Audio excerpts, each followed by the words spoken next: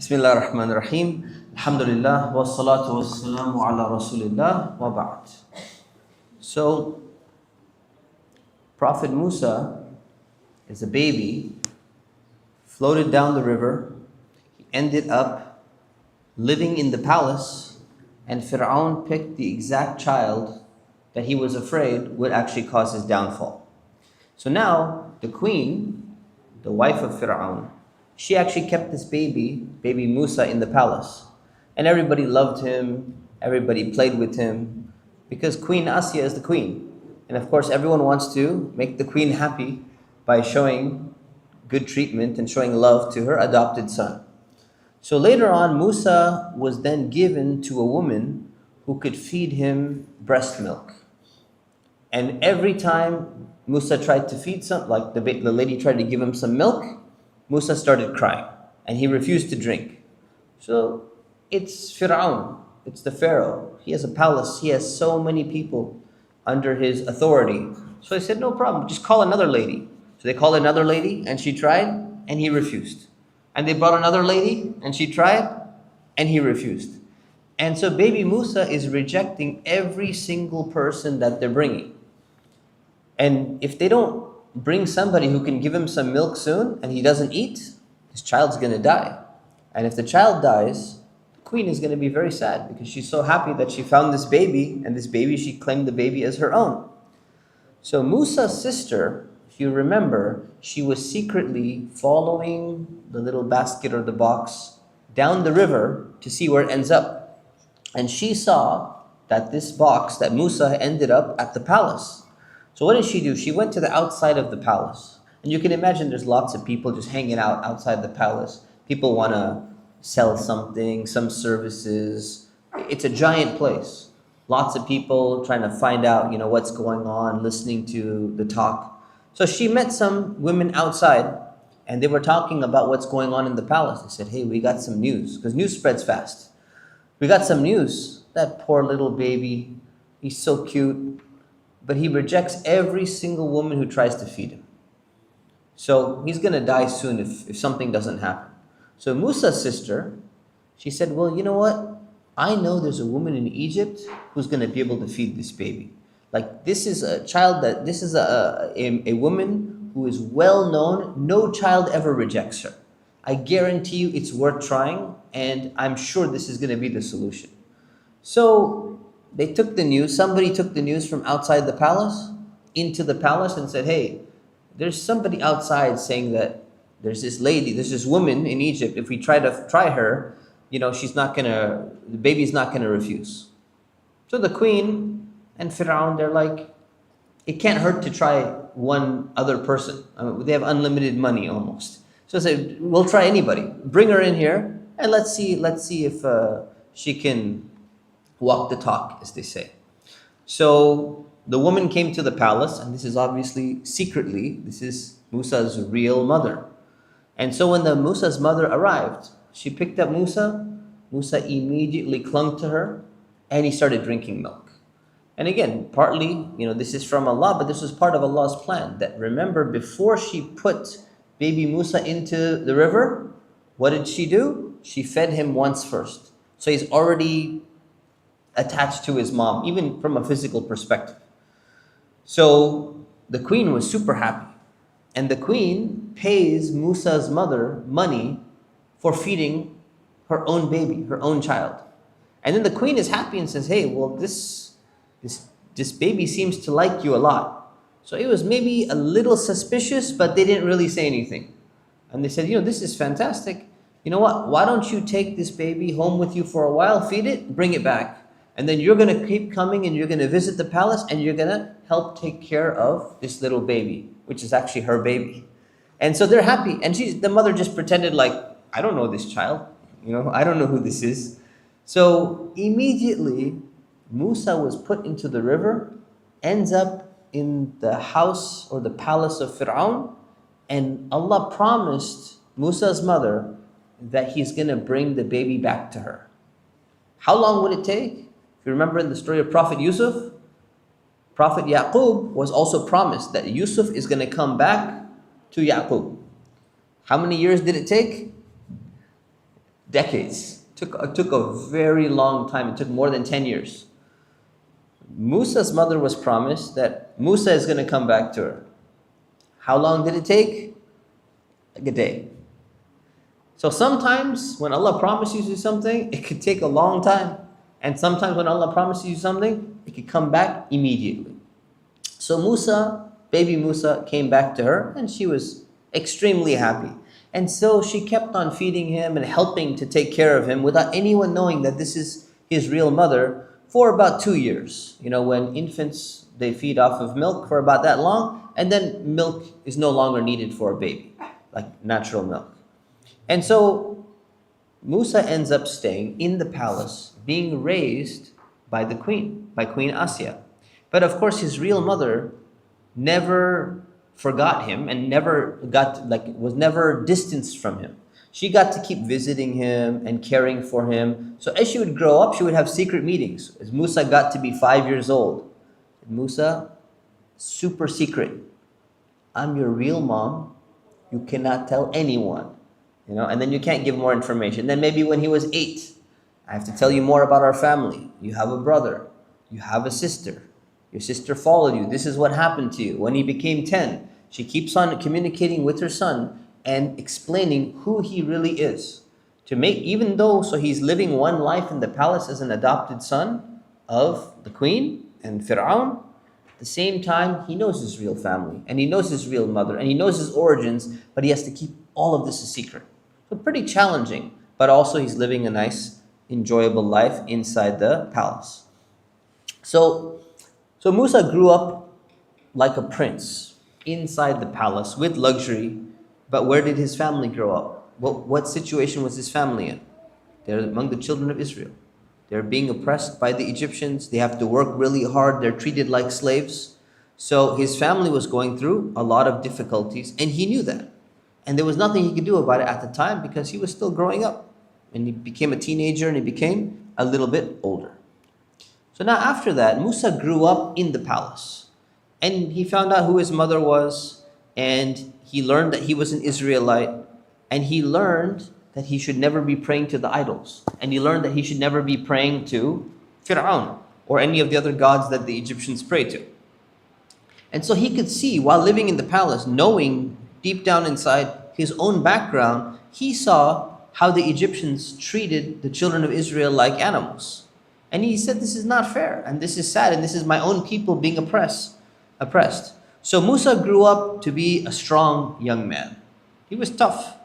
And he grew up with a very strong sense of justice because he saw all the bad stuff happening around him inside the palace.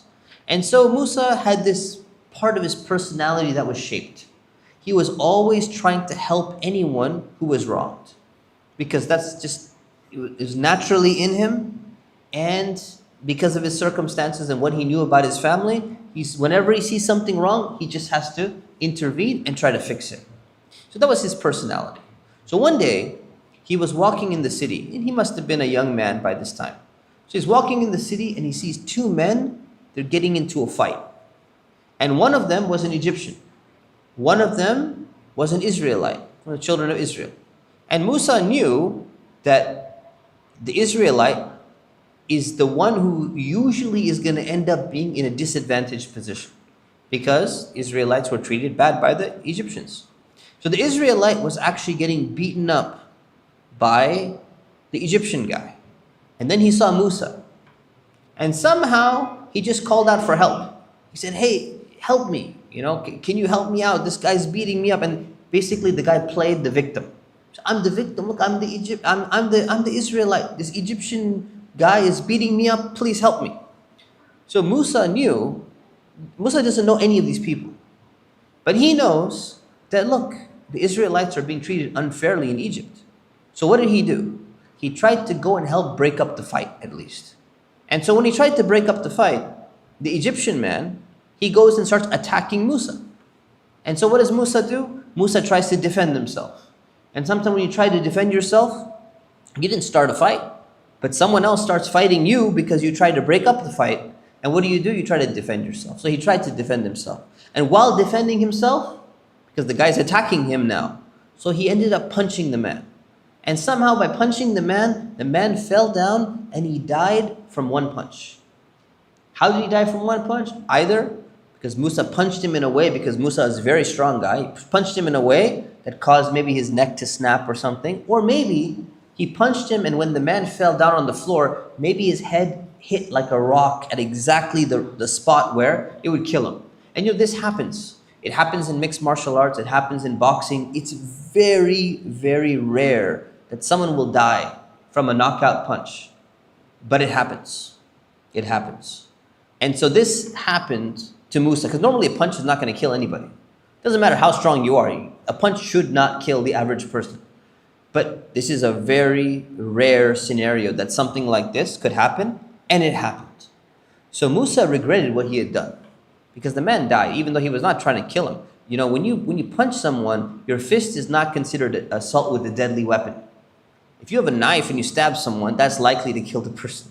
If you have a gun and you shoot someone, that's likely to kill the person, right? If you have a paper clip and you stab someone, it's not likely to kill them, but it potentially could, right? So he's not using a deadly weapon, but the man died. So Musa regretted this, and he made dua and he asked Allah to forgive him. He was very remorseful. And even though what the Egyptian man was doing was wrong, the man was doing something bad, he didn't deserve to die. And his death was an accident. And so Musa was genuinely regretting that. And so he made tawbah, he asked Allah to forgive him, Allah forgave him. Musa promised that he would never do anything like this ever again. And he would be extra careful, because this was completely a mistake. And it was something very unexpected. So then what happens? So this dead Egyptian turned out not to just be some random person. The man who died was actually an officer of Fir'aun. So he had a special position in the Egyptian government. And so the police, they investigated the incident, and they go and they checked, and they started searching for the man who killed him. And so Musa was afraid to tell him what happened. Even though he's the adopted son of Fir'aun, he knew that he's an Israelite, and they knew that he's an Israelite.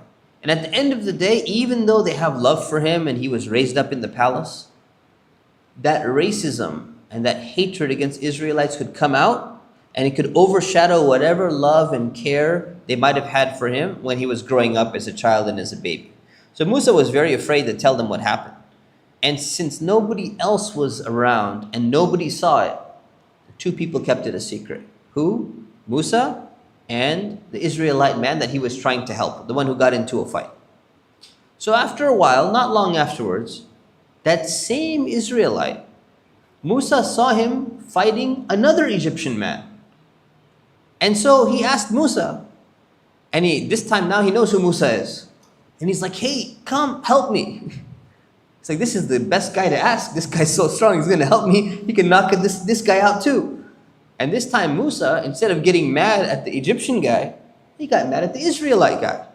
He said, you're a troublemaker. You keep fighting with people, and you expect me to help you again? Like, what's wrong with you? If you got into a fight again, that means something is wrong with you. Not just something is wrong with the other guy. Maybe they're both the problem, but you're a problem as well. So Musa got upset. But Musa didn't just leave. He didn't just say, help yourself, man, and he ran away. Musa still wanted to stop the fight anyways. He said, I'm going to help, but something's wrong with you. We're going to have a word afterwards. So Musa started walking towards them to break up the fight again. But of course, this time, he had learned his lesson. So he's going to be very careful of how he breaks up the fight. And now he's going to be like, it's okay, I'm not going to hit back. And so the Israelite, when Musa came forward, the Israelite saw that Musa was mad. He was mad at him. And so he got scared, because he thought that Musa was going to come and hit him. So he's now afraid. Even though Musa had helped him, he just thought, I'm going to be in trouble. So what did he do? He sold Musa out. How did he do that? He shouted out, he says, Musa, you're going to kill me now? Like you killed the other guy like a while back? It's like, don't do that. If you do that, you're a really bad person. So what did he do? He's such a bad guy. Not only does he keep getting into fights, this Israelite guy, but he ratted out Musa, he revealed the secret, and on top of that, he's the one who's to blame. So Musa was getting mad at him, saying, why you keep picking fights? And what does he do? He turns the whole argument around and he blames Musa. Oh, you wanna get mad at me now? If you hurt me, you're the bad man. You're a really bad person.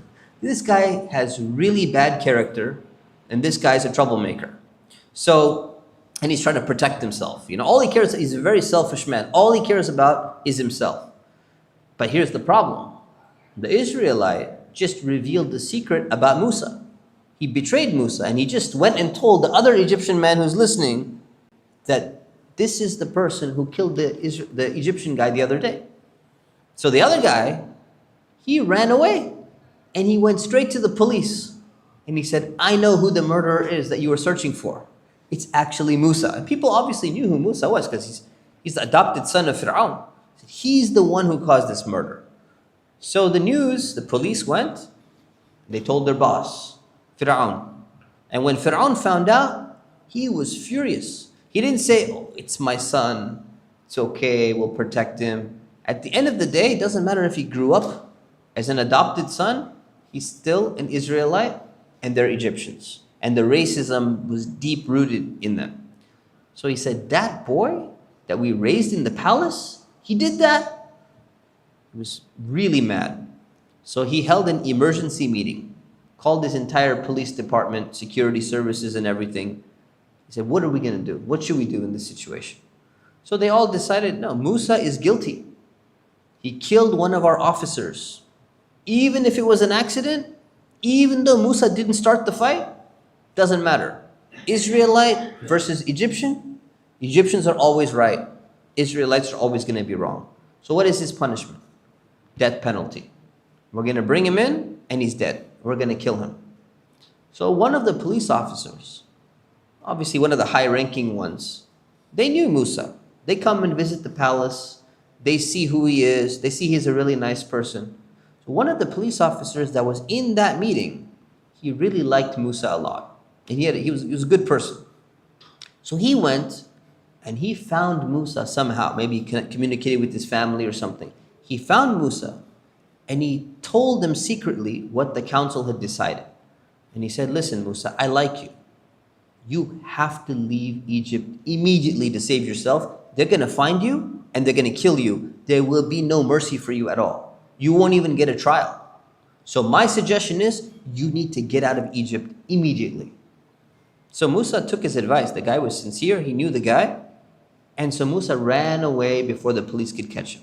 So he snuck out of Egypt very cautiously, very carefully. And he asked Allah to protect him from all of this oppression that was going on with the Egyptians. So now Musa is gone. So where did he go? Musa fled across the desert to a land called Madian or Midian.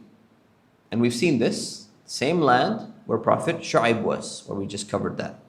And so this was the nearest place where Musa could be safe. Because Egypt not only has control over Egypt, but they have control over some surrounding cities as well. But Madian was a place where the people who lived there, they were Arabs. And the Arabs, it was a very small town. And they were not colonized by the Egyptian civilization. And they didn't have any potential, direct ties with them or anything like that. So this is the closest place that Musa could find where there is no Egyptian authority or influence over them. So he's going to be protected over there. So it's a very simple town. They don't have palaces. They don't have castles like they have in Egypt. It's not a very sophisticated civilization. But there's no soldiers of Fir'aun either. So Musa preferred being in a nice little town that's maybe a little bit more primitive over this wealthy, luxurious city like Egypt, but it's dangerous for him. So this is a better place for him to be. So Musa doesn't know anybody.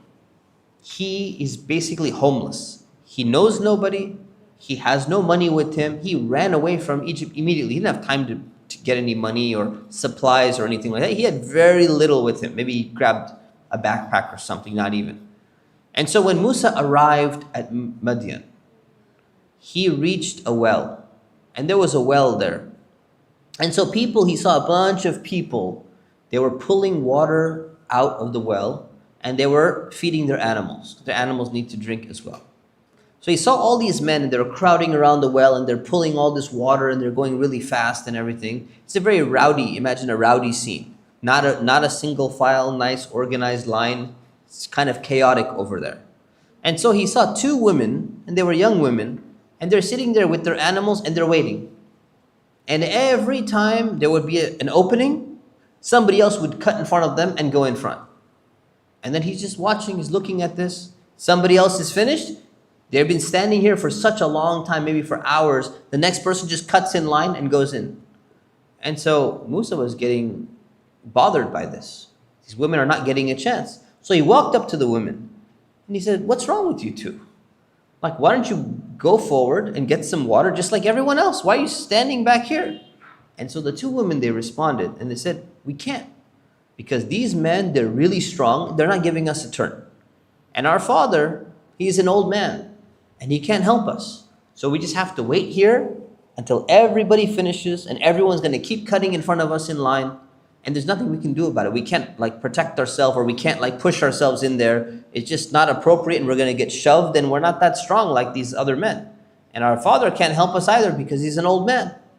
So Musa was bothered and he said, "This is unfair." Remember, Musa's personality, if he sees injustice, he just has to do something about it. So Musa said, this is not fair. So he said, "I'm going to get you some water." So Musa went into the crowd and he pushed himself into the crowd because on behalf of these two women, because it's not fair that they've been waiting for so long. And he pushed himself and he made himself in the front of the line. And he went and he pulled out the water from the well for the two women so that they don't have to wait. And the two women were so happy and they fed their animals and everything and they went back home. But now Musa, he just crossed the entire desert. It's really hot. He's tired. He has no food. He has no money. He has no house. So Musa now just did all this work and he pulled out all this water and it's heavy. Imagine pulling buckets of water. It's not an easy thing. So now Musa's hot. Musa is tired. So he goes under the shade of one of the trees and he just sits down. And so since he has nothing, no money, he doesn't know what he's going to do. He just raised his hand and he starts making dua and he prayed to Allah.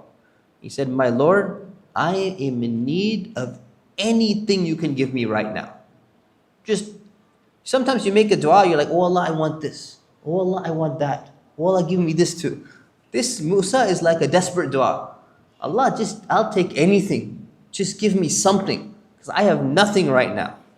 So Musa genuinely and sincerely made this dua. So what happened? After a little while, not long afterwards, his dua was answered. So the girls, they arrived home and they told their father, and their father was surprised. He says, "Why are you home so early? You never come back this early." And they said, "You know what? Allah has sent a very good man to help us today. We've never seen this guy before. So that means he must be from some other city. And we don't know who he is." And so their father realized that this guy, if he's a stranger and he just arrived and nobody knows who he is, he probably doesn't even have any place to stay. So we should be nice to him. We should be hospitable to him.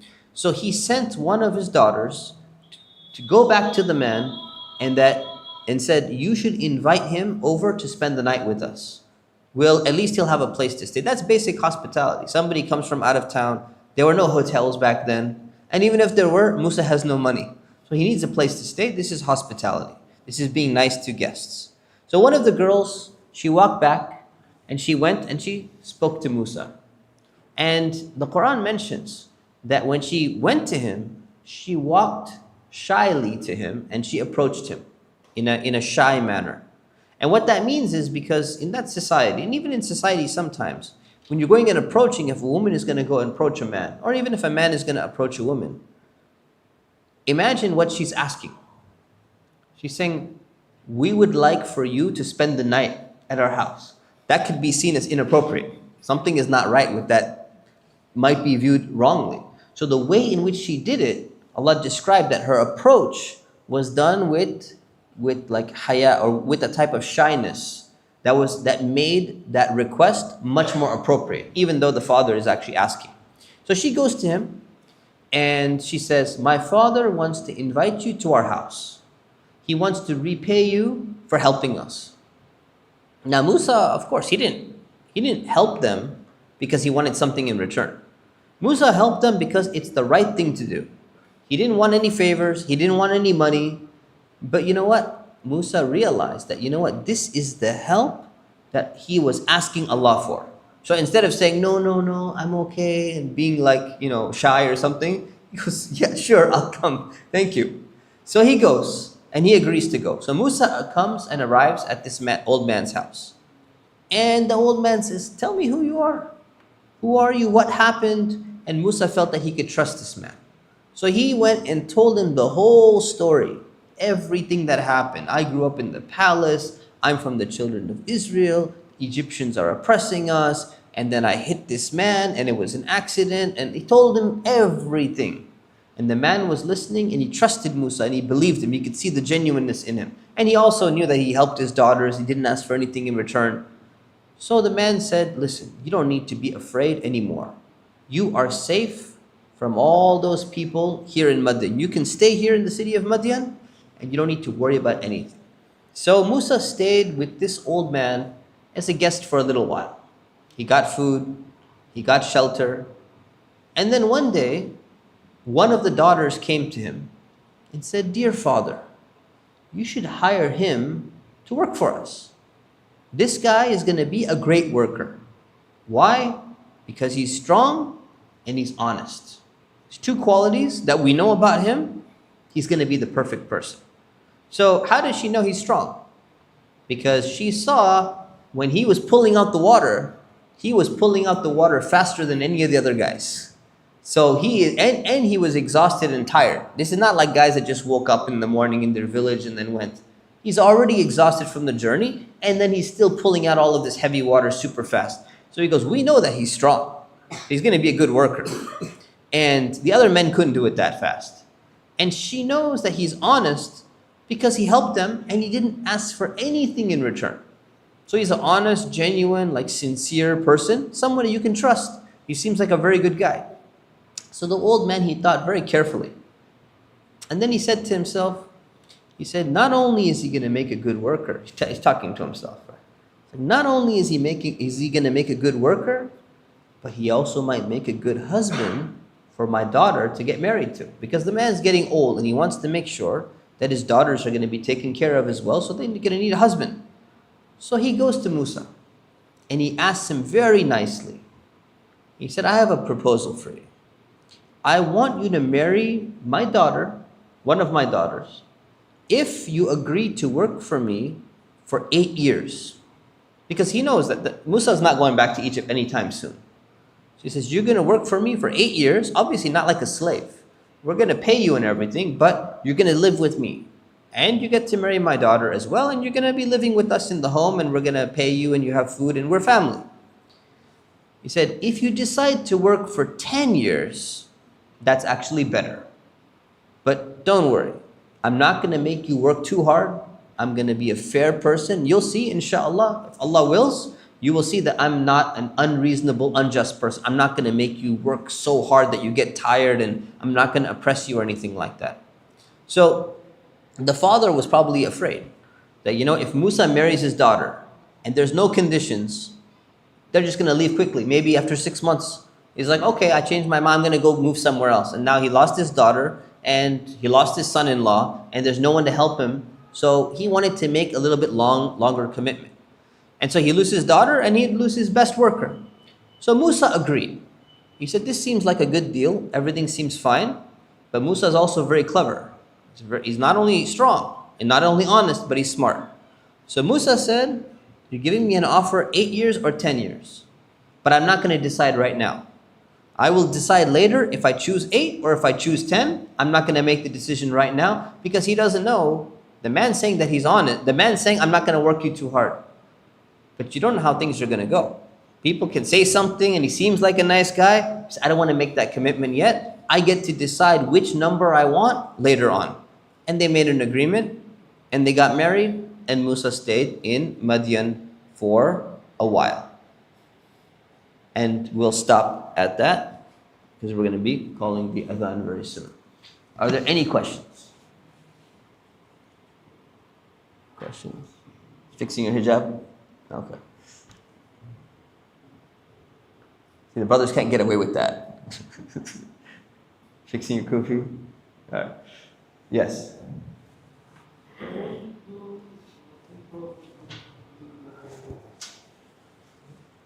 I couldn't hear you.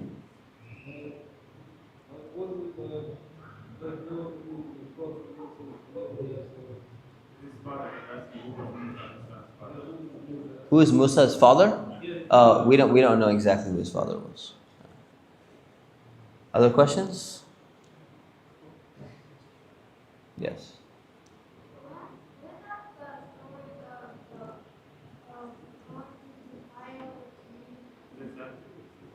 It's coming afterwards, inshallah, yeah. Okay, I have a question for you then. So did Musa later choose 8 or 10 years? Who knows? Yes. And how do you know that? Is it in the Qur'an? It's in the Qur'an that he chose 10? It's not in the Qur'an. Huh? Yeah. It's in a hadith. The Prophet ﷺ wanted to know and he found out that it was 10, but it's not in the Qur'an. Any other questions? Yeah, good question. I wanted to bring this up. So some historical narrations say that the old man was Prophet Shu'aib, but there's nothing clear in either authentic hadith or Quran that it was Shu'aib. They happened to be the same town, Madian, but it doesn't mean that it was Prophet Shu'aib. So maybe it was, maybe it wasn't. We have no idea. Okay, leave it at that, and you can ask me later, inshallah. So we'll see you next week. Subhanakallahumma bihamdik. Ashhadu an la ilaha illa ant. Astaghfiruka wa atubu ilaik. Assalamu alaikum.